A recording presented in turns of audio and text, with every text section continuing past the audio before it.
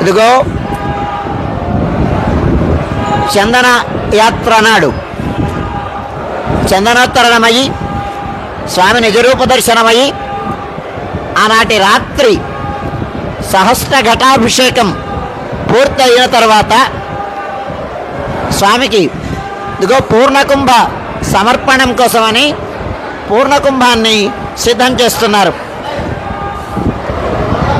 దీన్ని కార్పాస అలంకరణం జరిపిస్తున్నారు.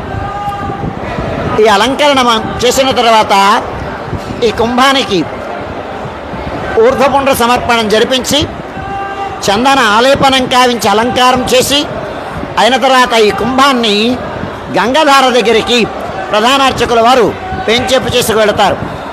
గంగధార దగ్గర నుంచి ఆ తీర్థాన్ని పరిగ్రహించి ఆ శిరస్సున ధరించి అలంకృతమైనటువంటి దానినిగా దీన్ని చేసి అక్కడ నుంచి వాద్య విశేషాలతో వేదనాదంతో భాగవత గోష్ఠితో ఛత్ర చామరాలతో దివిటీలతో వంది మాగధులతో పరిజన పరివారంతో వెంచెప్పు చేసుకొని మన రాజగోపురం